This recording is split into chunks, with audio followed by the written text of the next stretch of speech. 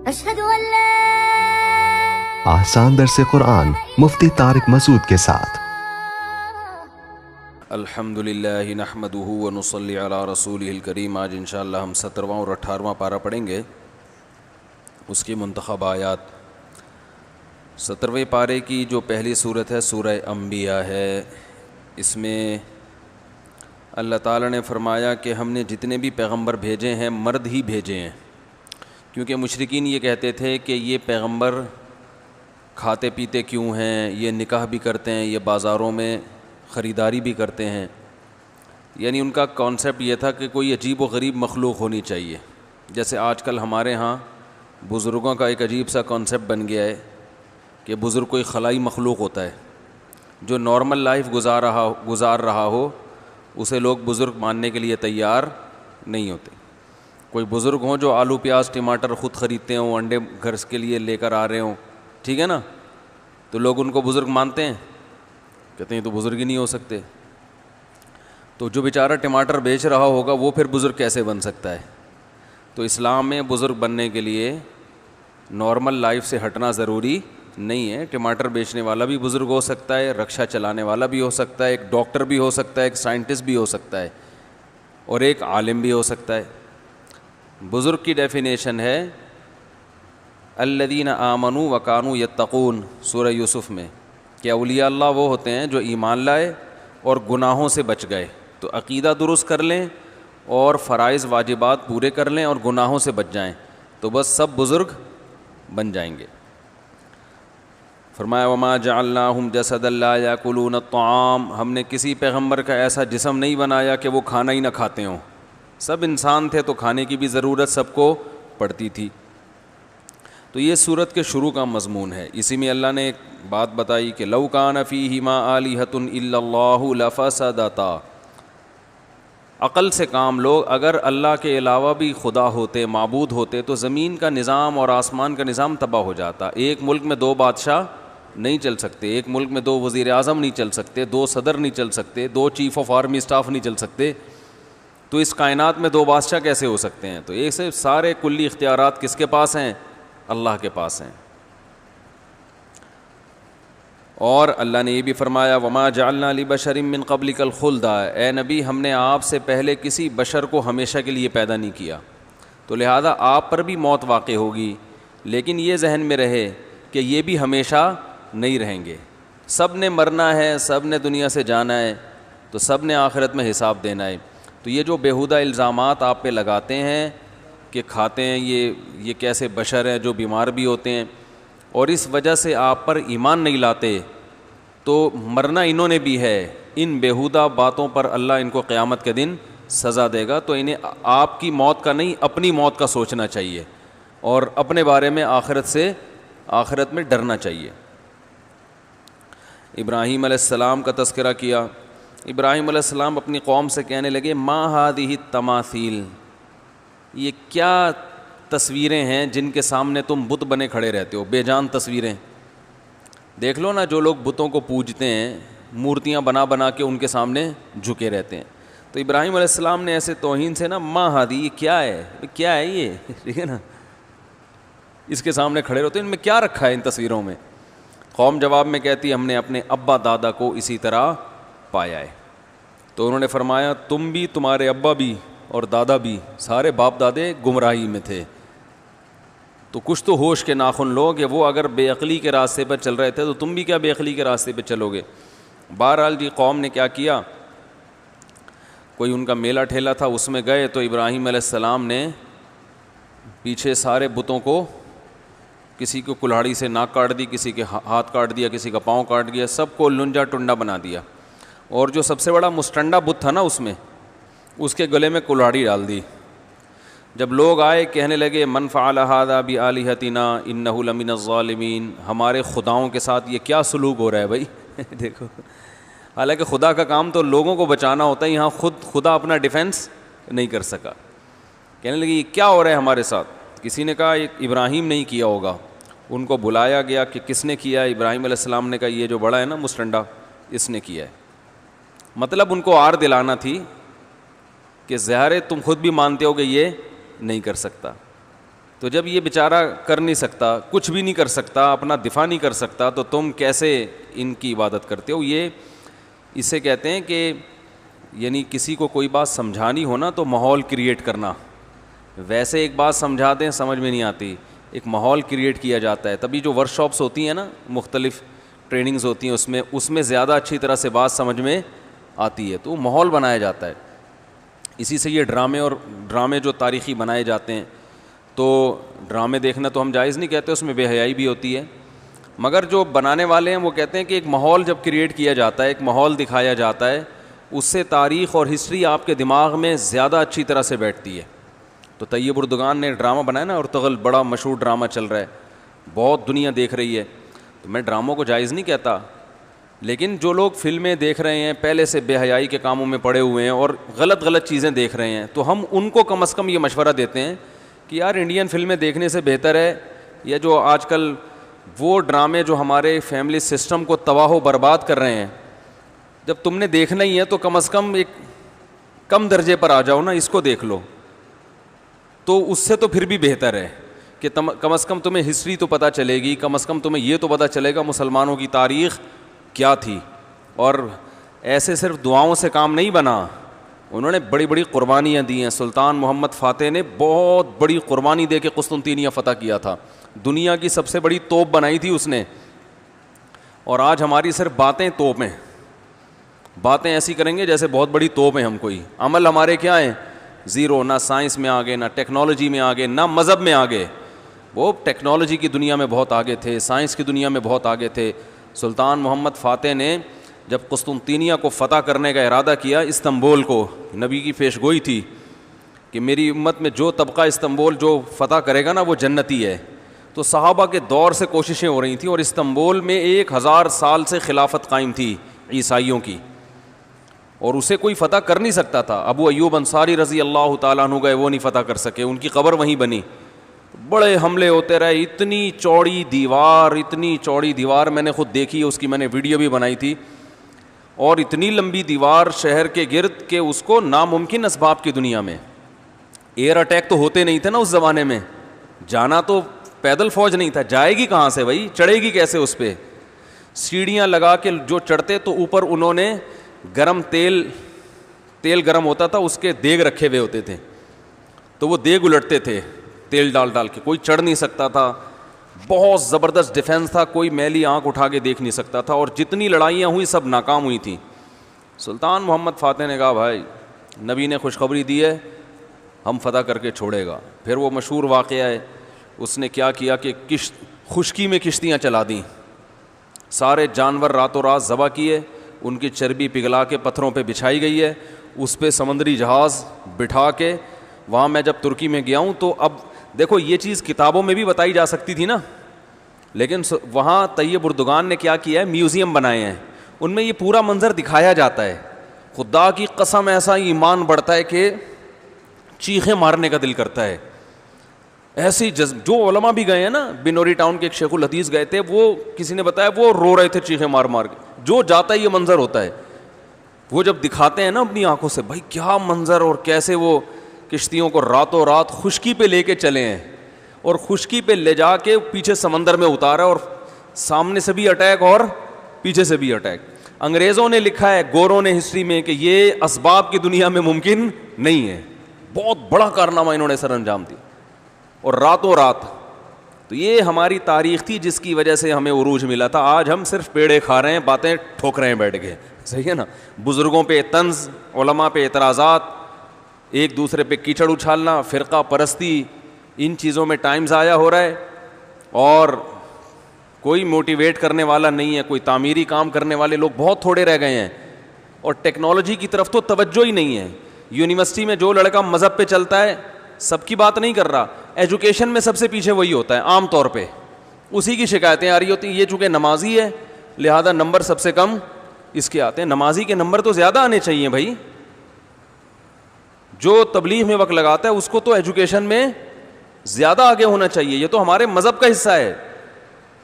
صحابہ کرام نے جو ملکوں کے ملک فتح کیے, اور جو ہمارے تاریخ میں فاتحین ملتے ہیں, سب سے پہلا بحری بیڑا حضرت معاویہ نے بنایا ہے.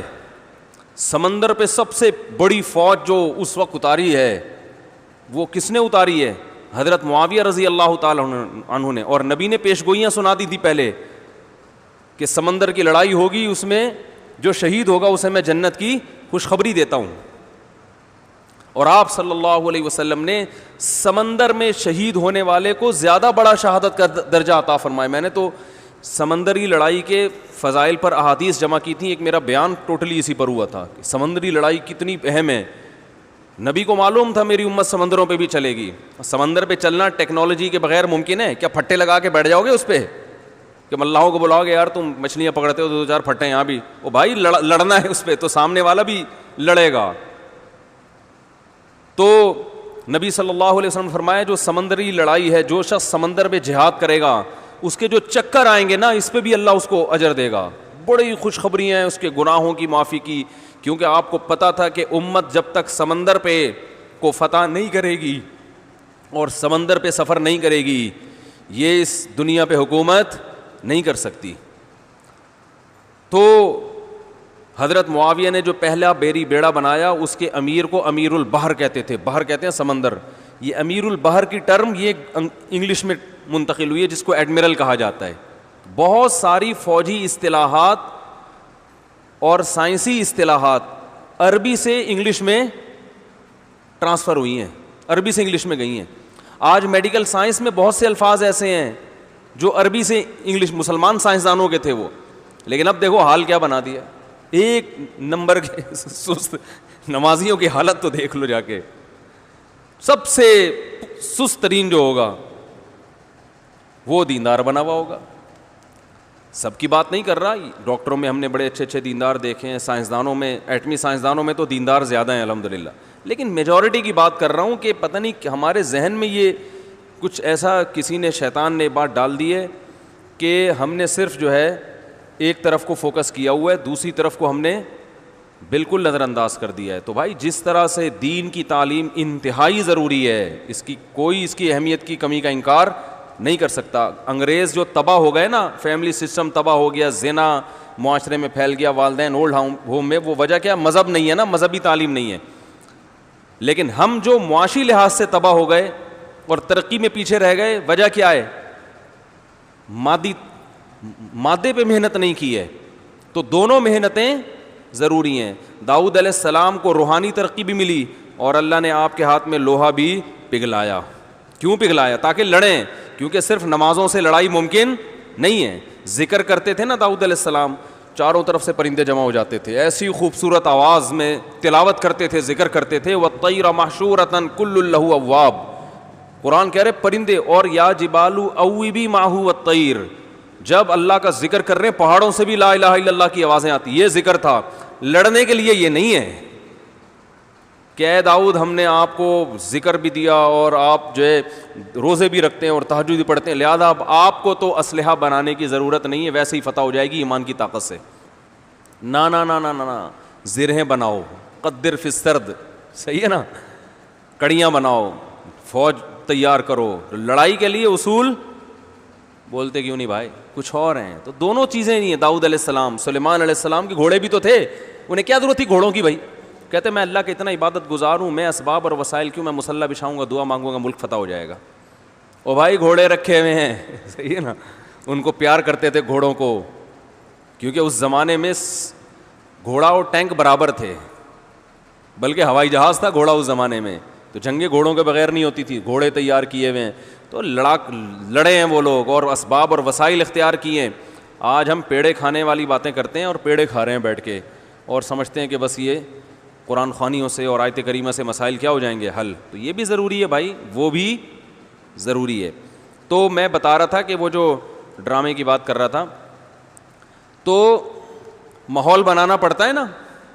تو طیب اردگان نے کیا کیا کہ کیونکہ جو لبرل لوگ ہیں وہ ایسے ڈرامے, ایسی فلمیں بنا کے نا نوجوان نسل کا دماغ خراب کر دیا انہوں نے. اتنا دیکھو, اب محمد بن قاسم کو بھی لوگوں نے ڈاکو کہنا شروع کر دیا ہے, معاذ اللہ.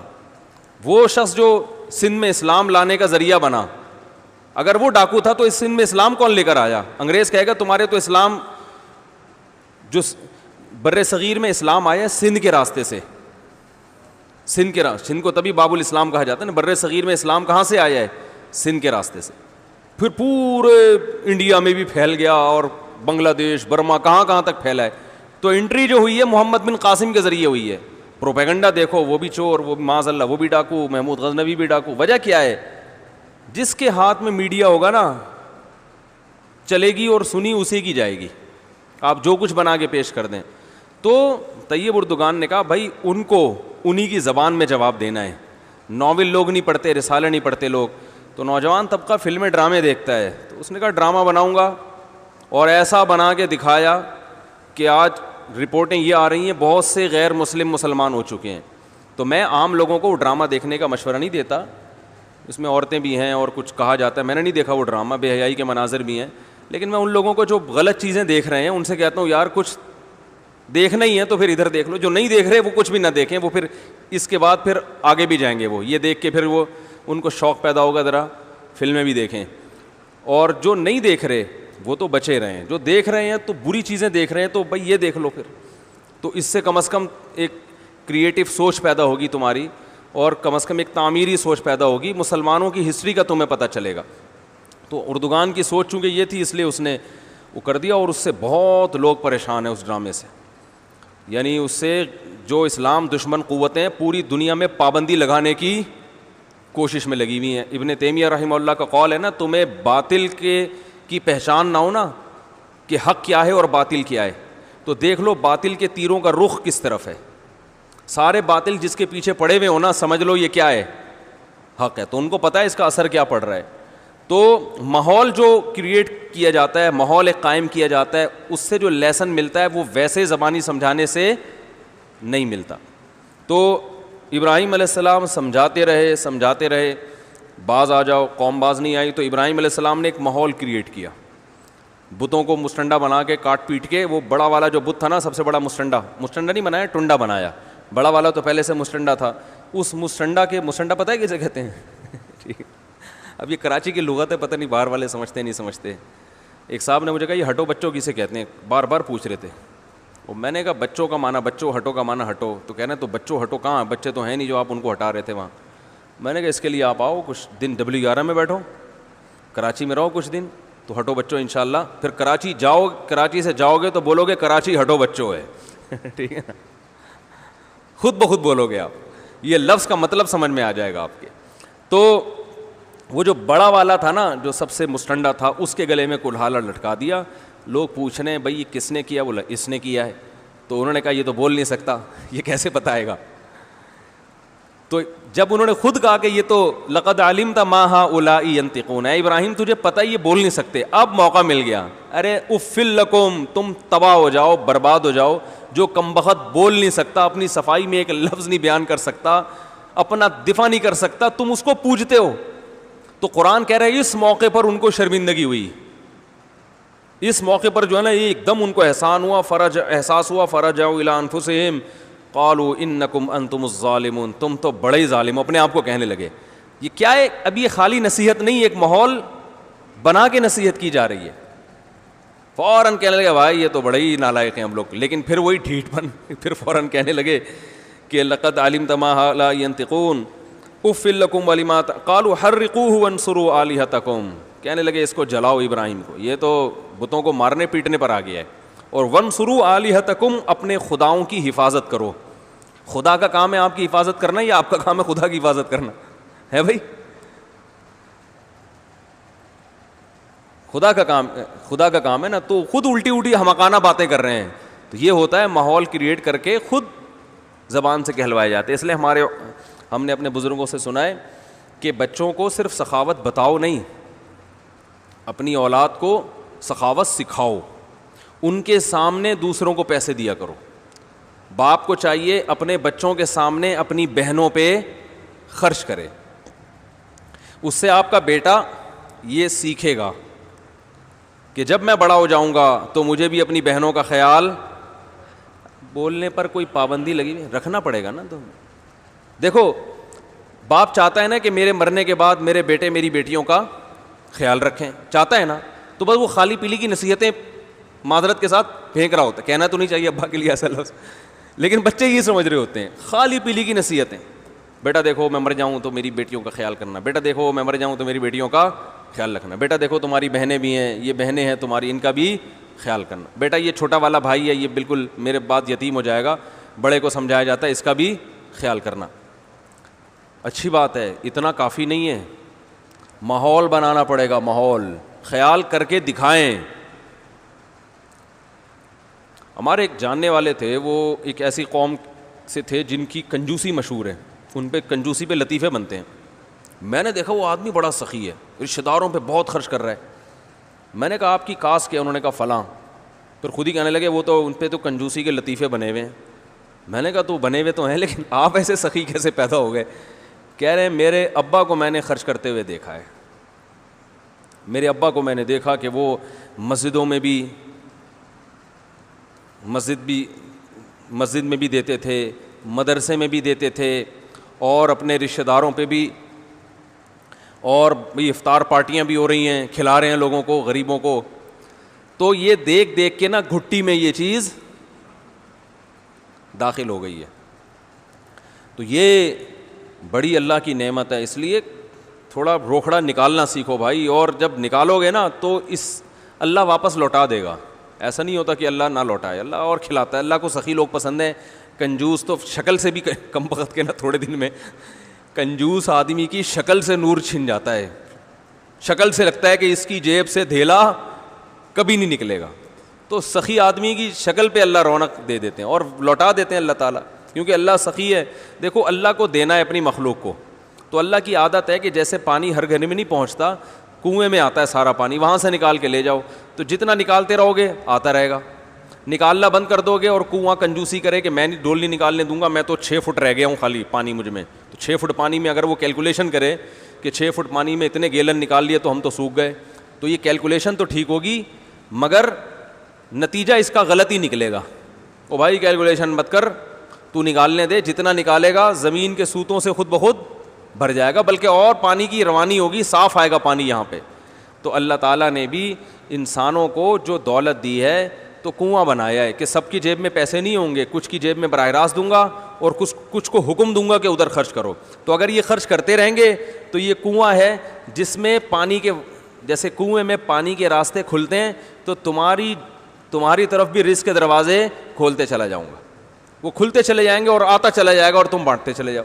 اور اگر سانپ بن کے بیٹھ گیا تو جیسے کنویں کا پانی سڑ جاتا ہے تھوڑے دنوں میں کھڑے کھڑے اور بالآخر بند ہو جاتا ہے, تو یہاں بھی ایسا ہی ہے.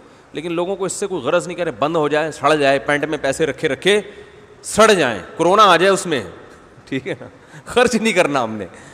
تو یہ بڑی مصیبت کی چیز ہے. تو ماحول بنانا پڑتا ہے, اس سے ہمیں یہ سبق ملا. اس میں پھر داؤد اور سلیمان علیہ السلام کے واقعات ہیں, بہت زبردست پارہ ہے, لیکن ہم نے چونکہ 2 پارے مکمل کرنے ہیں کیونکہ ہم پیچھے جا رہے ہیں نا, رمضان کی راتیں آگے جا رہی ہیں, ہماری ابھی تک تفسیر پیچھے جا رہی ہے. اسی میں اللہ تعالیٰ نے سورہ حج کا تذکرہ کیا جس میں قیامت کی ہولناکیوں کا تذکرہ کیا ہے, اور اللہ نے حج کا تذکرہ کیا ہے, اور لوگوں کی ایک شکایت بھی کی ہے, میں یعبد اللہ علی حرف. کچھ لوگ دین پر چلتے ہیں کنارے کنارے, پنجابی میں نیڑے نیڑے کہتے ہیں, اس کو کیا کہتے ہیں؟ کہتے ہیں نا نیڑے نیڑے ہو جاؤ, میرا خیال نیڑے قریب ہونے کو کہتے ہیں. اچھا قریب, کنارے کنارے کو کیا کہتے ہیں؟ آپ کو آتی ہے پنجابی زبان؟ کنارے کنارے سائڈ پہ, کچھ چیزیں پنجابی زبان میں اچھی لگتی ہیں, وہ اردو میں مزہ نہیں آتا. اب جیسے کوئی قریب نہ آ رہا ہو نا تو ذرا نیڑے نیڑے ہو جاؤ تو ذرا اچھا سا لگتا ہے, وہ نہیں بھی ہو رہا ہوگا تو ہو جائے گا وہ, ٹھیک ہے نا. تو پنجاب میں ہم تھے تو وہاں لکھا ہوا تھا الیکشن میں اے کی رولہ پی گیا تے چودھری سٹا لے گیا. الیکشن جیت گئے تھے کوئی چودھری صاحب, تو کسی نے لکھا ہوا تھا اے کی رولہ پی گیا چودھری سٹا لے گیا. تو ابھی اردو میں لکھتے تو مزہ آتا, یہ کیا مصیبت ہو گئی ہے کہ چودھری صاحب الیکشن جیت گئے, مزہ آتا. تو وہ مزہ اسی میں آ رہا تھا, اے کی رولہ پی گیا چودھری سٹا لے گیا. تو ہر زبان کا اپنا ایک حسن ہوتا ہے نا, ہر چیز ہر زبان میں اچھی نہیں لگتی. اچھا بھائی, میں یعبد اللہ علی حرف, اللہ فرماتے ہیں کچھ لوگ اللہ کی عبادت کرتے ہیں کنارے پہ کھڑے ہو کے. اگر ان کو اسلام پہ چلنے میں فائدہ پہنچ رہا ہے تو چلتے رہیں گے, اسلام پہ چلنے میں نقصان ہو رہا ہے تو سائڈ پہ ہو گئے. جیسے آپ کنارے کنارے پہ چلتے ہیں نا, روڈ کے کنارے کیوں چلتے ہیں بھائی؟ آگے سے گاڑی آئی تو ادھر ہو جائیں گے, نہیں آئی تو ادھر روڈ کے کنارے پہ ہی چل لیں گے. تو وہ آپشن رکھتے ہیں. تو اللہ فرماتے ہیں اسلام آپشنل نہیں ہے کہ فائدہ ہو رہا ہے تو اسلام پہ چلنا ہے, فائدہ نہیں ہو رہا تو اسلام کو چھوڑ دینا ہے. آپ کی خواہشات کے مطابق اسلام احکام دے تو بھی چلنا ہے, اسلام آپ کی خواہشات کے اگینسٹ جا رہا ہے تو بھی چلنا ہے. تو بہت سی چیزوں میں اسلام ہماری خواہشات کے اگینسٹ جا رہا ہوتا ہے, لیکن ہم نے چلنا ہے اس پہ. اور الحمدللہ بہت سے لوگ چلتے ہیں. خاتون کا فون آیا امریکہ سے کہ میرے شوہر کا انتقال ہو گیا اور والدہ اس وقت زندہ تھیں. اب شوہر کے انتقال کے بعد والدہ کا بھی انتقال ہوا, یعنی شوہر کی والدہ کا. تو شوہر کی والدہ کی بہت ساری وراثت ہے اور میرے دیور بھی زندہ ہیں, تو کیا میرے بچوں کا اس وراثت میں حصہ ہوگا؟ وہ کیس کرنے جا رہی تھیں کہ بھائی میرے میاں کا حصہ کس کو ملے گا, مجھے اور میرے بچوں کو. تو وہ کیس کر رہی تھی. پاکستان کے قانون میں ہے کہ پوتے کو وراثت ملتی ہے, لیکن اسلام میں نہیں ہے. اسلام میں یہ ہے کہ اگر بیٹے زندہ ہیں تو جس بیٹے کا ماں کی زندگی میں یا باپ کی زندگی میں انتقال ہو گیا اس کی وراثت ختم. جب اس کی ختم تو اس کے بیٹے اور بیوی کی طرف بھی ٹرانسفر نہیں ہوگی. تو میں نے ان سے کہا آپ یہ کیس نہیں کر سکتی. پاکستانی لاء میں تو ہو جائے گا, آپ کو پیسہ مل جائے گا, مگر آپ کے لیے حلال نہیں ہوگا. جج کے کہنے سے بھی آپ کے لیے حلال نہیں ہوگا, کیونکہ اللہ نے وراثت کا قانون بیان کر دیا قرآن میں. اس پوری امت کا اجماع ہے اس قانون کی روشنی میں کہ جب حقیقی بیٹے موجود ہیں تو پھر پوتوں کی طرف وراثت نہیں جائے گی. اور جو بیٹا باپ کی زندگی میں یا ماں کی زندگی میں فوت ہو جاتا ہے یا بیٹی فوت ہو جائے, اس کا حق شریعت میں ساقط ہو جاتا ہے. حق اسی کا ہوتا ہے جو باپ یا ماں کے دنیا سے جانے کے بعد جائے گا, اس کا حصہ رہتا ہے. جو باپ یا ماں کے دنیا سے جانے کے بعد جائے گا اس کا حصہ رہتا ہے. پھر اس کا حصہ مرنے کے بعد اس کے وارثوں میں چلا جاتا ہے. زندگی میں فوت ہو گیا پھر نہیں ملتا. تو فوراً مان گئیں. انہوں نے کہا ٹھیک ہے, اگرچہ وہ امریکہ کے قانون میں یا پاکستان کے قانون میں کیس کر سکتی تھیں لیکن انہوں نے نہیں کی. میں نے کہا اچھا الحمدللہ ایسے لوگ بھی ہیں کہ اللہ کا حکم ان کی خواہشات کے خلاف بھی جائے تو وہ اس کو فالو کرتے ہیں. تو اس کے بعد جو ہے آدھا گھنٹہ ہونے میں, اچھا ابھی تو ہے ٹائم, اللہ تعالیٰ نے حج کا تذکرہ کیا اس میں کہ ابراہیم علیہ السلام نے ایک بیابان زمین میں اعلان کیا تھا, اذن فی الناس بالحج. اللہ نے کہا کہ لوگوں میں اعلان کر دیں, یاتوک رجالاً. لوگ جس وقت اعلان کر رہے تھے گھاس کا تنکا بھی نہیں تھا, کوئی بھی نہیں تھا وہاں پہ, بالکل سینکڑوں میل دور زمین کا ایک ایسا ریگستان جہاں کوئی جانا پسند نہیں کرتا, نہ کوئی خوشنما باغات, نہ کوئی خوبصورت آبشاریں, چشمے. اللہ نے کہا ابراہیم اعلان کر دو اور میں آپ کو خوشخبری دے رہا ہوں, ایسا اس گھر کو دیکھنے کے لیے لوگ آئیں گے, یاتوک رجالاً, پیدل بھی آئیں گے, وعلی کل ضامر یاتین من کل فج عمیق, اونٹوں پر بھی آئیں گے اور ہر گھاٹی کو طے کر کے آئیں گے. وہ دن اور آج کا دن پوری دنیا پہ جب ایام حج آتے ہیں کیسے لوگ سفر کرتے ہیں نا. اب تو جہازوں کا دور ہے, پہلے پیدل بھی جاتے تھے, ہلاک ہو جاتے تھے راستے میں. آپ کو پتہ ہے دنیا کے بہت سارے ممالک حاجیوں سے آباد ہوئے ہیں. پہلے زمانے میں سمندری سفر کے لیے نکلے, ہوائیں طوفان آ گیا, وہ سمندری جہاز اٹھا کے کسی اور ساحل پہ لے جا دیا. اب اتنی دور زمین پہ جا کے رہ گئے, بس گئے کہ نہ وہاں سے اپنے ملک واپس آ سکتے ہیں, نہ حج کرنے جا سکتے ہیں. تو وہیں ایک نئی نسل آباد ہو گئی, ملک آباد ہو گئے وہاں پہ. کئی آبادیاں دنیا میں اس طرح وجود میں آئی ہیں. تو پہلے بڑا مشکل کام تھا, لیکن آج بھی دنیا جا رہی ہے, کل بھی جاتی تھی. تو اللہ فرماتے ہیں یہ ایک اپنے خلیل سے میں نے اعلان کروایا تھا اور اس اعلان کی یہ برکت ہے. تو بیت اللہ جو ہے شاعر اسلام میں سے ایک بہت بڑا شاعر ہے. اسی کے بعد سورہ 18واں پارہ ہے, چونکہ اس میں بہت اہم احکام ہیں وہ لازمی بیان کرنے. اللہ تعالیٰ نے پہلے سورہ مومنون ذکر کی, اس میں اللہ تعالیٰ نے اہل جنت کی علامات بیان کی ہیں. اہل جنت کی علامت ہے کہ اپنی نمازوں میں خشوع پیدا کرتے ہیں, ٹانگیں چوڑی کرتے ہیں یا پتلی کرتے ہیں, زور سے آمین کہتے ہیں, آہستہ آمین کہتے ہیں, امام کے وجہ فاتحہ پڑھتے ہیں نہیں پڑھتے. اللہ نے فرمایا ہے بیسک جو ان کی صفت ہے, نمازیں کیا ہوتی ہیں, دل لگا کے پڑھتے ہیں. جیسے میں نے کل بتایا تھا نا بیان میں ڈیٹیل سے کہ صحابہ کی نمازوں میں بڑا اختلاف تھا, لیکن خشوع و خضوع سب میں تھا. کھڑے ہو جاتے تھے تو کھڑے ہو جاتے تھے, ایسے لمبے لمبے قیام. آج ہماری نمازوں میں فنٹر گیری بہت ہے. ہر آدمی کو بخاری کی حدیثیں نمبر کے ساتھ یاد ہیں, تیری نماز نہیں ہو رہی, تو نے زیادہ ٹانگیں چوڑی کی, بخاری صفحہ نمبر فلاں یاد کیا ہوا ہے رٹا لگا کے سب کچھ, اور تو نے ٹانگیں چوڑی نہیں کی ہوئی ہیں تو بخاری میں تو آتا ہے ٹانگیں چوڑی کرنے, وہ آتا نہیں ہے, میں ایک مثال دے رہا ہوں. ہر آدمی وہ رفع الیدین وہ فلانی اتنی 856 حدیثیں ہیں رفع الیدین پر. پھینکنے میں گورنمنٹ کی طرف سے کوئی پابندی ہے نہیں, اتنی حدیثیں سینکڑوں. وہ کہہ گئے ترک رفع الیدین کی حدیث, وہ رفع الیدین کی حدیث, وہ ہاتھ ایک پھڈے بازی. اور میں جو کہہ رہا ہوں وہ صحیح ہے, باقی سارے 100% غلط. یہ فنڈر گیری بہت ہے, ایک ایک رپورٹ ہوگی اس کے پاس. نماز میں خشوع, نماز میں بھی یہ سوچ رہا ہوگا, نماز میں بھی کیا کر رہا ہوگا کہ ساتھ والے کی نماز کو کیسے قرآن و حدیث کی روشنی میں غلط قرار دینا ہے. ٹھیک ہے نا, یہ والا جو پڑھ رہا ہے نا میری طرح نہیں پڑھ رہا, تو اب نماز کے بعد اس کو حوالہ دکھانا ہے. تو اللہ نے فرمایا اہل جنت کی علامت ہے فی صلاتہم خاشعون, نمازوں میں کیا کرتے ہیں؟ خشوع پیدا کرتے ہیں, لغویات سے اعراض کرتے ہیں. ہم للزکاۃ فاعلون, غریبوں پہ خرچ کرتے ہیں. لفروجہم حافظون, اپنی شرمگاہ کی حفاظت کرتے ہیں.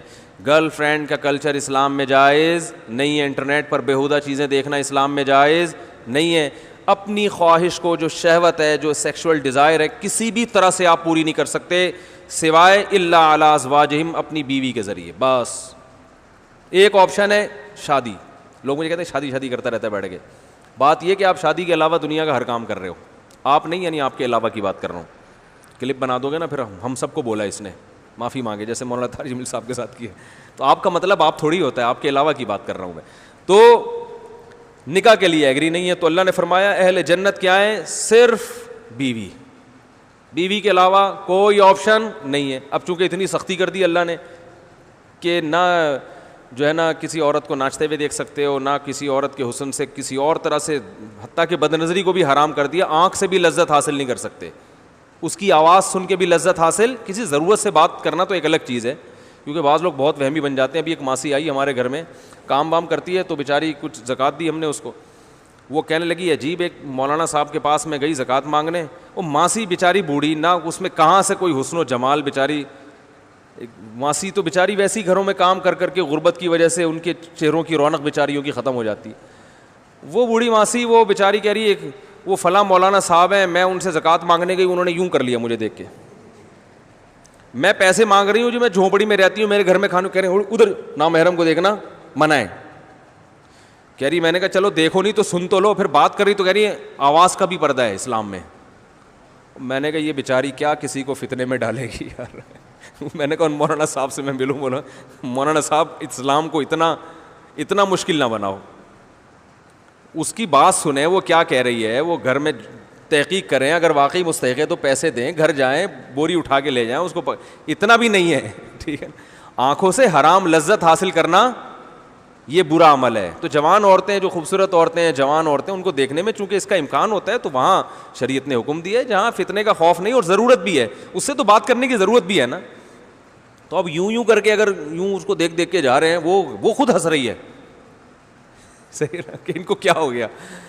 تو یہ نہیں ہے, یہ کچھ مسالہ. یہ جون پور کے قاضی ہیں, بہت عرصہ ہو گیا جون پور کا قاضی نہیں سنایا. سنا دوں, نئے نئے لوگ بھی آ رہے ہیں نا, بعض دفعہ مسالہ زیادہ لگ جاتا ہے, ٹھیک ہے. تو وہ ایک چھوڑو یار, کئی دفعہ سنا چکا ہوں, پرانے لوگ بور ہو جائیں گے. آپ نئے آئے ہیں مجھے لگ رہا ہے, آپ بالکل سنا دیتا ہوں. آپ نے کبھی سنا جون پور کا قاضی؟ نہیں سنا آپ نے, سنا دیتے ہیں.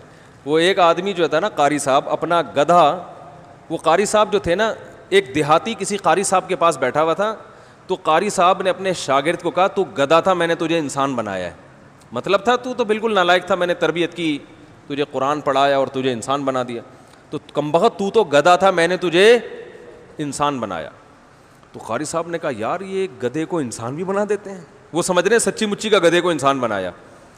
تو وہ دیہاتی قاری صاحب کے پاس آئے کہ قاری صاحب واقعی یہ گدھا تھا جس کو آپ نے انسان بنایا؟ اب قاری صاحب کو کھیلنے کا موقع مل گیا. قاری صاحب نے کہا ہاں یہ اس سے پوچھو, یہ گدھا تھا, میں نے اس کو کیا بنایا؟ انسان. تو دیہاتی کہنے لگا کہ میرے پاس بھی ایک گدھا ہے, آپ اس کو بھی انسان بنا دیں گے؟ قاری صاحب نے کہا چلو تھوڑی سی تفریح آ رہی ہے, لے آؤ بھائی. وہ گدھا اٹھا کے لے آیا. قاری صاحب پھنس گئے, کیا کروں بھائی اس گدھے کا میں. انہوں نے ایک چالاکی چلی.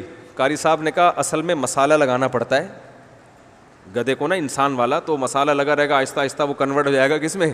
انسان. تو مسالے میں کم از کم 3 دن لگتے ہیں, تو اسے میرے پاس چھوڑ جاؤ, میں مسالہ لگا کے رکھوں گا, 3-4 دنوں میں یہ کیا بن جائے گا؟ آپ تو انسان ہو نا, بولو بھائی انسان ہو. تو 3-4 دنوں کے بعد جب وہ آیا تو کہاں سے قاری صاحب اس کو انسان بنا کے دیتے. قاری صاحب نے ٹوپی کرا دی. قاری صاحب نے بولا وہ اصل میں مجھ سے مسالہ لگ گیا ہے زیادہ, اس کی وجہ سے وہ عام انسانوں کے بجائے کچھ اعلیٰ قسم کا انسان بن گیا ہے, مسالہ غلطی سے مجھ سے لگ گیا ہے زیادہ. تو اب وہ جون پور کا جج بن گیا ہے, قاضی, بہت اعلیٰ گریڈ کا بن گیا نا, اونچے گریڈ, نارمل انسان نہیں, اب وہ جون پور کا بن گیا ہے قاضی. تو یہ جو جون پور کے جج ہیں نا, اصل میں تمہارے گدھے ہیں جن کو میں نے کیا بنایا تھا, انسان بنایا, مسالہ غلطی سے زیادہ لگ گیا, آئی ایم سوری. ٹھیک ہے نا. تو وہ دیہاتی چلا گیا جون پور کے قاضی کے پاس. وہ قاضی صاحب بیٹھے ہوئے ہیں, مقدموں کی سماعت کر رہے ہیں, تو کہتا ہے ہوش ہوش, ایسے بلا رہے ہیں نا ان کو. تو وہ جج بول رہا ہے کیا ہو گیا بھائی تجھے, پھر گھاس لے کر آیا نا, ایسے دور سے گھاس دکھا رہا ہے, ہوش ہوش. تو اس نے بلا کے 2 تھپڑ لگائے, بولے تیرے دماغ خراب ہو گیا, کر کیا رہا ہے. اللہ نے فرمایا کہ اپنی خواہش, دیکھو آنکھ بھی زنا کرتی ہے, حدیث میں آتا ہے, کان بھی زنا کرتے ہیں, زبان بھی, لڑکیوں سے لذت کے ساتھ باتیں کرنا, چسکے لے لے کے جیسے ہوتا ہے, تو یہ سب حرام ہے. تو اللہ نے فرمایا کہ سوائے اپنی بیوی. تو اللہ نے ایک ہی راستہ رکھا, اس لیے بالغ ہوتے ہی کیا کر لیا کرو بھائی, شادی کر لیا کرو. ٹھیک ہے نا. ہمارے ایک دوست جرمنی میں, ان سے ایک انگریز نے پوچھا, 35 سال ان کی عمر, انگریز نے پوچھا تمہاری شادی ہو گئی, اس نے کہا نہیں. کہنے لگا کوئی گرل فرینڈ ہے, کہہ رہے نہیں. کہہ رہے پھر کیا کسی اور ٹائپ کے ہو, ٹائپ سمجھتے ہیں نا, مطلب یہ کہ آدمیوں میں انٹرسٹڈ ہو. کہہ رہا نہیں بھائی اللہ کی پناہ یار. کہہ رہا ہے پھر کیا مطلب, 35 سال کے ہو گئے, یہ ابھی اپنی ڈیزائر پوری کیسے کرتے ہو. کہہ رہے کرتے ہی نہیں. کہہ رہا تمہارا دماغ, انگریز کہہ رہا تمہارا دماغ تو نہیں خراب ہے کہیں, تم پاگل تو نہیں ہو, یعنی کون سے کلچر سے اٹھ کے آئے ہو. وہ حیران ہو رہا تھا کہ یہ پاگل ہے کیا ہے, یہ واقعی صحیح کہہ رہا تھا, حقیقت واقعی صحیح کہہ رہا تھا انگریز. تو وہ اپنے لحاظ سے تو صحیح کہہ رہا تھا نا وہ. تو اسلام نے ہمیں ایسے پاگل پنے کی اجازت نہیں دی ہے کہ بالغ ہو گئے, مرد بن گئے, عورت کی طرف اٹریکشن بھی ہے, تو 35 سال کے ہو گئے جو ہے نا وہ خواہش کو کچل ہی رہے ہو. تو اسلام نے ہمیں اسی وجہ سے کہا ہے کہ حرام سے نہیں بلکہ کس طرف جاؤ, حلال کی طرف. تو جیسے کسی کو بھوک لگ رہی ہے, 10 سال سے کھائی ایک دن بھی روٹی نہیں ہے, تو جیسے وہ پاگل ہو جائے گا, مر جائے گا, تو ایسے ہی میرے بھائی یہ جو کنوارے چھڑے چھاٹ ہوتے ہیں نا, بالآخر دماغی رگ پھٹنے سے بولو نا ہلاک ہو جاتے ہیں, یا کر دیتے ہیں کسی کو تیش میں آ کے. تو یہ ڈپریشن میں جاتا ہے آدمی, نارمل لائف نہیں ہوتی. وہ آج کل الگ بات ہے, ادھر ادھر سے کھانچے اتنے کھولے ہوئے ہوتے ہیں کہ اس کی وجہ سے وہ حرام طریقے سے اپنی خواہشات پوری کر رہے ہوتے ہیں, اور اس کے پھر روحانی نقصانات ہوتے ہیں, وہ الگ قسم کے نقصانات ہیں. تو دونوں میں نقصان ہے. تو صحیح راستہ صرف ایک ہی ہے, بالغ ہوتے ہی کیا کرو بھائی, نکاح کرو. اس میں اللہ نے مدد کا وعدہ کیا. تو اللہ نے اہل جنت کی یہ صفات بیان کی ہیں. اور اسی صورت میں سورہ نور ہے, بس میں اس کے احکام جلیلی بیان کر دوں. سورہ نور میں اللہ نے فرمایا زنا کرنے والی عورت اور زنا کرنے والے مرد کو چوک میں کھڑا کر کے 100 کوڑے مارو. سمجھ رہے ہیں. حضرت مفتی تقی عثمانی صاحب نے بیان کیا تھا نا کہ امام حنیفہ کو وضو کے پانی سے گناہ دھلتے ہوئے نظر آتے ہیں. اس پہ ایک صاحب نے مذاق اڑایا تھا کہ اللہ تو ستار ہے, اللہ تو گناہوں پہ پردہ ڈالتا ہے, تو زانی کو چوک پہ کھڑا کر کے مارنے کا اللہ نے حکم کیوں دیا؟ پردہ ڈالنے کا یہ مطلب نہیں ہے. جب اللہ کی حکمت ہوتی ہے تو اللہ پردہ اٹھا بھی دیتا ہے. تو زانی کے بارے میں حکم دیا کہ چوک پہ کھڑا کر کے بولو نا بھائی 100 کوڑے مارو. اور حدیث میں آتا ہے, متواتر حدیث ہے, کہ شادی شدہ مرد اور عورت اگر زنا کرے تو زمین میں گاڑ کے پتھروں سے مار کے ہلاک کرو. پوری امت کا اجماعی عقیدہ ہے, اس میں دوسری رائے نہیں ہو سکتی. جو دوسری رائے رکھتا ہے وہ گمراہ ہے. پوری امت کا اجماعی, اور اجماع جو ہے وہ دلیل قطعی ہے. اجماع کا انکار یہ گمراہی ہے, کیونکہ اجماع سے قرآن کا قرآن ہونا ثابت ہے. تو اجماع کبھی غلط بات پہ نہیں ہو سکتا. تو اتنا بڑا جرم ہے اسلام میں زنا کرنا. پھر اللہ نے یہاں یہ بھی بیان کیا کہ جس پہلے زمانے میں لوگ اپنی بیویوں پہ تہمتیں لگا دیتے تھے, یہ زنا ہے, یہ میرا بچہ نہیں ہے, بچہ پیدا ہوا نا میرا نہیں ہے, تو اسلام نے اس دروازے کو بھی بند کیا. کہ حدیث میں آتا ہے الولد للفراش وللعاہر الحجر, کہ جس کے گھر میں بچہ پیدا ہوگا نا تو بچہ اسی کا ہے بس. اب اس میں یہ شک کہ وہ شکل ان کی وسیم سے مل رہی ہے, پاؤں اس کے ستار سے مل رہے ہیں. وہ ایک آدمی بڑا ایک قوم کا لطیفہ, لیکن قوموں کے لطیفے سنانے سے نقصان ہوتا ہے نا. غیر مسلم قوم ہے لیکن چھوڑو, غیر مسلم کا بھی قوم کا مذاق کیوں اڑائے انسان. بہرحال ایک آدمی تھا, ان کی قوم میں کلچر تھا, ان کی عورتیں پاک دامن نہیں ہوتی تھیں, تو ان کے یہاں بچہ پیدا ہوا 10واں, تو فاحشہ عورت تھی, بچہ جب پیدا ہوا 10واں تو وہ 9 سے بالکل الگ تھا, باقی 9 بچوں سے بالکل الگ تھا. تو بچے کے باپ کو شبہ ہوا کہ پتہ نہیں یہ والا میرا ہے یا نہیں ہے, لیکن بیوی سے پوچھے گا تو ظاہر لڑائی ہوگی. تو مرنے لگا, جس دن موت کا وقت تھا تو بیوی سے کہا کہ اب تو بتا دے یہ کس کا ہے, کیونکہ یہ باقی 9 سے بالکل الگ تھلگ ہے, اب تو میں مر رہا ہوں, تیرا کیا بگاڑ سکتا ہوں. بیوی نے کہا صرف یہی تمہارا ہے, باقی سارے یہ اس لیے 9 سے الگ تھلگ ہے کہ سچی بچی کا تمہارا صرف. بولو بھائی, یہ تو جس کلچر میں یہ ہو, یہ جو گرل فرینڈ بوائے فرینڈ کا کلچر آ رہا ہے نا, اللہ نہ کرے کل یہی ہوگا, اور یہ ہونا شروع ہو گیا ہے. برائی کو بیان کرنا اچھا کام نہیں ہے, اس سے برائی اور پھیلتی ہے, لیکن بعض دفعہ بتانا پڑتا ہے کہ بھائی اس گرل فرینڈ بوائے فرینڈ کے کلچر کو ختم کرو, اس سے بڑی تباہی ہے. میں آپ کو بتاؤں, یہی میرے پاس لوگ آئے ہیں کہ بچہ پیدا ہو رہا ہے, شوہر کو شک ہے کہ پتہ نہیں کس کا ہے یہ اب ہمارے کلچر میں بھی شروع ہو گئی یہ چیزیں, کیونکہ شادی سے پہلے اتنی لڑکی کی بوائے فرینڈ بن چکے ہوتے ہیں کہ مرد کو, اگر مرد میں ذرا سی بھی کوئی کمزوری ہے نا, کوئی عیب ہے, تو مرد کو شبہ ہوتا ہے کہ میری بیگم کہیں کسی اور کے پاس نہ جائے. جن کے یہاں گرل فرینڈ, ہر ایک کا نہیں ہے الحمدللہ, خیر غالب ہے, گرل فرینڈ بوائے فرینڈ کا کلچر جس معاشرے میں ہوتا ہے نا, وہاں یہ سسٹم شروع ہو جاتا ہے. تو بھائی, اور پھر سب فحش فلمیں دیکھ رہے ہیں, سب کا مطلب بہت بڑی تعداد میں دیکھی جا رہی ہیں, تو آپ کیسے یہ کہہ سکتے ہو کہ جو ہے وہ معاشرے میں جو ہے نا وہ بے حیائی نہیں پھیل رہی. تو وہ آہستہ آہستہ میاں بیوی کا اعتماد ختم ہو رہا ہے. پہلے لوگ 3-3 سال گھر سے باہر ہیں, ان کو پتہ ہے بیوی کے بارے میں, اعتماد ہے بھائی کہیں نہیں جائے گی. عورت کو شوہر پر اعتماد ہے, بھائی 3 سال بھی امریکہ میں رہ کر آئے گا, ہمیں پتہ ہے یہ کہیں اور نہیں جائے گا. لیکن اب میں نہیں کہہ رہا ختم ہوا نہیں ہے, آپ گھروں میں شک کرنے نہ شروع کر دیں, لیکن ہو رہا ہے, کیسز آنا شروع ہو گئے, اچھے اچھے لوگوں کے کیس آ رہے ہیں. ہم تو ہر آدمی اپنے دل کی بات کر لیتا ہے مشورہ لینے کے لیے. اچھے اچھے گھرانوں میں کیس آ رہے ہیں کہ مرد کو اب شبہات ہو رہے ہیں, پتہ نہیں کس کا بچہ ہے یہ. تو یہ بہت خطرناک بات ہے بھائی. گرل فرینڈ بوائے فرینڈ کے سسٹم کو کیا کرو, ختم. بیٹی کے بالغ ہوتے ہی شادی کر دو, کیونکہ اس میں ڈیزائرز تو ہیں. نیچر سے کب تک لڑو گے میرے بھائی؟ لڑکی کا دل چاہتا ہے کہ لڑکے سے دوستی لگائے, یہ دل کی چاہت ہے, یہ چاہت غلط نہیں ہے. لڑکے کا دل چاہے گا کہ میری کوئی گرل فرینڈ ہو, یہ چاہت غلط نہیں ہے. یہ چاہت کو حلال میں تبدیل کر دو. بچی بالغ ہوئی ہے, اس کو بولو بھائی جو تمہیں پسند ہے بتاؤ, شادی کر دیں گے تمہاری, نکاح کر لے. اس کا شوہر ہے, وہی بوائے فرینڈ ہے, وہی اس کا شوہر ہے, خوش ہو جائے گی. بے حیا بننے سے پہلے اس کو حلال تسکین مل جائے گی, تو غلط کی طرف نہیں. انسان بائی نیچر غلط تھوڑی ہے. او بھائی, چوری کی روٹی کا کسی کا دل نہیں چاہتا. چوری پہلی دفعہ اسی لیے کرے گا جب حلال روٹی نہیں ہوگی. پھر جب ایک دفعہ چوری کی روٹی منہ کو لگ گئی, پھر حلال ملے گی بھی تو نہیں کھائے گا. جو چرا کے کھانے کا مزہ تھا وہ حلال میں نہیں آ رہا. تو یہ ہوتا ہے. اس لیے بچہ بالغ ہوا, بچی بالغ ہوئی, فوراً اور کر کے دیکھو کچھ بھی نہیں ہوگا. لوگ کہتے ہیں اتنی سی بچی کا نکاح کر دیا, ہائے ہائے کیسی کیسی باتیں کر رہے ہیں مولانا صاحب, ہائے ہائے سسرال والے تو کھا جائیں گے اس کو. او بھائی کر کے دیکھو یار, ہم نے تو کی اپنے رشتے داروں میں, الحمدللہ کامیاب زندگی گزار رہی ہیں, بچیاں بھی بچے بھی سب خوش ہیں. ایسے ایسے فیملیز میں جاتا ہوں, بچہ بالغ ہوا, کان سے پکڑ کے شادی کرا دی اس کی. باپ اپنے خرچے پہ کرا دیتا ہے, کوئی بات نہیں یار میری بہو ہے, جہاں میں نے اتنی بیٹیوں کو کھلایا ایک بہو کو بھی کھلا دوں گا میں, اور اللہ پھر برکت بھی دیتا ہے. بس باپ چاہتا ہے میری پینٹ میں جتنے پیسے میرے ہی ہیں, اپنے بیٹے کو نہیں دوں گا میں, ٹھیک ہے نا, نہ بیٹی کو دوں گا نہ بہو کو دوں گا. پھر یہی نتیجہ نکلتا ہے کہ پھر وہ بیٹا بھی نہیں خرچ کرتا باپ پر. او بھائی رشتہ داروں میں سب کی آمدن, بولو بھائی, سب کے لیے, سب مل جل کے کھائیں. پٹھانوں میں دیکھو کیا ہوتا ہے, کوئٹہ میں اور ادھر, بڑا بھائی اپنے چھوٹے بھائیوں کی شادیاں اپنے خرچے پہ کر رہا ہوتا ہے. یہاں باپ نہیں کر رہا ہوتا,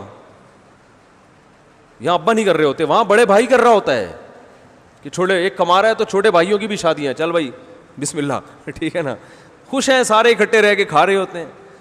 تو ہمارے ہاں عجیب سا سیٹ اپ شروع ہو گیا ہے. یہ ہر آدمی کہتا ہے بس میری پینٹ میرا بٹوا میرے پیسے. تو نتیجہ یہ نکلتا ہے کہ بہویں پھر سسر کا احترام نہیں کرتی. وہ کہتی ہیں یہ محبت باپ جیسی چاہتا ہے, خرچہ باپ جیسا کرنے کے لیے تیار. ارے اس کو پتہ ہے میرے ابا نے تو مجھے ساری زندگی کھلایا پلایا, سسر کا پتہ ہے یہ تو میرے میاں کو شادی نہیں کرنے دے رہے تھے جب تک خود اسٹیبل نہیں ہوئے, تو انہوں نے تو شادی بھی نہیں کرنے دی, اور شادی کرنے کے بعد بھی یہ اب ایک دھیلا خود خرچ نہیں کرتے. تو باپ بن کے دکھاؤ یار, کرو خرچ, کھلاؤ پلاؤ, پھر اولاد بھی تمہیں باپ بنائے گی, پھر اولاد تم پہ بھی خرچ کرے گی. یہ ہمارا کلچر تھا, جو اب آہستہ آہستہ ختم. باپ ہمیشہ اولادوں کو کھلاتا تھا, بہوؤں کو بھی, پھر جب بوڑھا ہوتا تھا سارے مل کے اس کو کھلاتے تھے, فخر کرتے تھے یار میں خرچ کروں گا, نہیں میں خرچ کروں گا, میں خرچ کروں گا. اب وہی ہو رہا ہے گوروں والا سیٹ اپ. ابا کہہ رہے میری پینٹ میرے پیسے, ٹھیک ہے نا, بہو اپنا کما کے الگ کھا رہی ہے, میاں اپنا کما کے, بولتا کیوں نہیں بھائی, الگ کھا رہے ہیں تو نہ بہن پہ خرچ کر رہے ہیں نہ بہن بھائی پہ خرچ کر رہی ہے, بس تھوڑا سا وہ وائپر پہ جو آتا ہے نا, وہ گاڑی کے شیشہ صاف کرتا ہے, اس کو 5 روپے, یہ صدقہ خیرات چل رہا ہے مارکیٹ میں, وہ جو آتا ہے نا وائپر کو صاف کیا, یہ لے 5 روپے, اور وہ بھی بلا کو ٹالنے کے لیے. کسی نے بتایا ہوتا ہے بھائی کچھ 5 روپے نکالو بلائیں ٹل جائیں گی, تو 5 روپے میں چڑیلیں تو ٹلنے والی اچھی بات ہے, نہ کرنے سے یہ بھی بہتر ہے, لیکن اس سے بلائیں نہیں ٹلیں گی. سمجھ رہے ہو, نہیں آ رہی سمجھ میں. وہ ایک عورت کسی عامل کے پاس گئی کہ میری فلاں ڈاکٹر سے میری شادی کرا دو. عامل نے کہا 5 لاکھ روپے لگیں گے. اس نے کہا نہیں 500 روپے یہ فیس ہے میری. عامل کرا تو سکتا نہیں ہے, تو عامل نے کہا 500 روپے میں تیرے کو ڈاکٹر نہیں ملے گا. تو یہی ہو رہا ہے کہ 5 روپے میں ہم بلائیں کیا کر رہے ہیں, ٹال رہے ہیں. ایسا کرو گے تو کوئی بھی نہیں آئے گا. تو اللہ نے زنا کی سزا بیان کی کہ نفرت, اور پھر یہ حکام بیان کیے کہ مرد کو اولاد کی نفی کی اجازت نہیں. آپ کے یہاں بچہ پیدا ہوا تو شروع سے ہی پاک دامن عورت سے شادی کرو, نہیں کی تو اب جس ڈیزائن کا بھی پیدا ہو رہا ہے آپ کے کھاتے میں ہی ڈالے گی شریعت اس کو. سمجھ رہے ہو, نہیں آ رہی بات سمجھ میں. اب آپ کو شک کرنے کی اجازت نہیں ہے. اگر آپ کو یقین ہے کہ اس نے زنا کیا ہے تو اسلام کہتا ہے کہ یا تو 4 گواہ لے کر آؤ, یا عدالت میں جا کے 5 قسمیں اٹھاؤ عدالت میں, اور یہ کہو کہ اگر میں جھوٹ بول رہا ہوں تو مجھ پہ اللہ کی لعنت. اس طرح سے عدالت میں قسمیں اٹھائی جائیں گی. اس کے بعد عدالت عورت سے قسمیں اٹھائے گی. عورت اگر اقرار کر لے کہ میں نے زنا کیا ہے تو عورت کو رجم کر کے مارا جائے گا, اور بچہ پھر باپ کی طرف منسوب نہیں کیا جائے گا. وہ ولد الزنا بچہ کہلائے گا جس کا باپ نہیں ہوتا بیچارے کا. اور اگر عورت اقرار نہیں کرتی تو عورت کو جیل میں ڈالا جائے گا کہ بھئی یا تو زنا کا اقرار کرو یا انکار کرو. جب تک اقرار یا انکار نہیں کرتی جیل میں پڑی رہے گی. اور اگر وہ انکار کرتی ہے کہ میں نے نہیں کیا تو اسلام کہتے ہیں ایسے انکار نہیں, 5 قسمیں. اس میں بھی یہی ہے کہ مجھ پر اللہ کا غضب اگر میں جھوٹی ہوں. اور اگر قسمیں اٹھا لیتی ہے تو مرد نے بھی قسمیں اٹھا لی, عورت نے بھی اٹھا لی. اب ہمیں نہیں پتہ ان میں کون سچ ہے کون جھوٹ ہے, تو دونوں کا نکاح ختم کرا دیا جائے گا. عدالت نکاح کیا کر دے گی کہ بھئی اب تم دونوں اکٹھے نہیں رہ سکتے. عدالت نکاح کو ختم کر دے گی, اور بچے کو باپ سے منسوب نہیں کرے گی, کیونکہ باپ بچے کو ماننے کے لیے تیار نہیں ہے اور اس نے قسمیں بھی اٹھا لی ہیں. پھر بچہ ماں کی طرف منسوب ہوگا, لیکن وہ ولد الزنا بھی نہیں کہلائے گا, کیونکہ ہمارے پاس زنا کی کوئی دلیل نہیں ہے. تو یہ پورا پروسیس ہے. اب علماء یہ کہتے ہیں کہ آج عدالتوں میں یہ لعان والا عمل نہیں ہوتا, لہذا آج اگر کسی کی عورت زنا کر کے بچہ لاتی ہے, اس کی بیوی ہے, تو آپ بچے کا انکار کر نہیں سکتے, کیونکہ اسلام میں اس پروسیس سے گزرے بغیر انکار کی اجازت نہیں ہے, اور اس پروسیس پہ حکومت چلنے کے لیے تیار نہیں. عدالتوں کو پتہ ہی نہیں لعان ہوتا کیا ہے. لہذا اب جس ڈیزائن کا بھی ہو, صحیح ہے نا, حتیٰ کہ زنا اپنی آنکھوں سے بھی کسی نے دیکھ لیا کرتے ہوئے, تو وہ بچہ آپ ہی کا مانا جائے گا. آپ اس کو اپنے سے نفی نہیں کر سکتے, وہ آپ ہی کا نام لگے گا اس کے ساتھ, آپ کی وراثت ملے گی اس کو. آپ 100 دفعہ کہہ دو کہ یہ میرا نہیں ہے, تو سوائے اس کے کہ اس پر آپ کو حد جاری کی جائے, سزا دی جائے, اس کے علاوہ بولو بھائی نہیں ہے. تو پہلے تو یہ آپشن تھا, اب یہ آپشن بھی نہیں ہے. تو اس لیے پہلے سے ہی انسان احتیاط کرے, نکاح جب بھی کرے پاک دامن عورت سے کرے, تاکہ اس قسم کی ٹینشنوں کی نوبت, ارے بول لو نا یار, نہیں آئے. پاک دامن عورت سے نکاح کرو بھائی, جو گھریلو عورت ہے گھر سے ادھر آ گئی. جی ہاں ہاں, اس کے لیے بھی آئے تھے قرآن مجید میں. اور یہ بھی ذہن میں رکھو کہ یہ تو میں نے محض ایک مزاح کے میں لطیفہ سنا دیا, 10واں بچہ پرانے 9 سے ذرا مختلف ڈیزائن کا تھا. اسلام میں بچہ کسی بھی شکل کا ہو. نبی صلی اللہ علیہ وسلم کے پاس ایک کیس آیا کہ وہ صحابی کہہ رہے تھے یہ بچہ تو مجھ سے ملتا نہیں ہے, تو آپ نے فرمایا کیا تمہارے اونٹوں میں چتکبرا اونٹ پیدا ہوتا ہے؟ انہوں نے فرمایا ہاں. فرمایا حالانکہ نہ اونٹ کا باپ چتکبرا ہوتا ہے اور نہ ماں, تو یہ کیسے پیدا ہو گیا؟ انہوں نے کہا کوئی باپ دادا میں گزرا ہوتا ہے. تو آپ نے فرمایا ایسے انسانوں میں بھی ممکن ہے کہ بھئی بعض دفعہ دادا پہ شکل چلی جاتی ہے, بعض دفعہ پر دادا پہ. اب میاں کے بال بھی سلکی ہیں, بیوی کے بال بھی سلکی, بچے کے بال گھونگھریالے, تو شکی آدمی خام خواہ میں بیٹھ کے شک کر رہا ہوتا ہے کہ یار اسی وجہ سے میں اپنی بیگم کو افریقہ نہیں لے جانا چاہ رہا تھا. شک آدمی اس طرح کرتا ہے نا. تو حدیث میں کیا سکھایا ہے بھائی, شک کرنے کی اجازت نہیں ہے, ہو سکتا ہے باپ دادا میں کوئی گزرا ہو.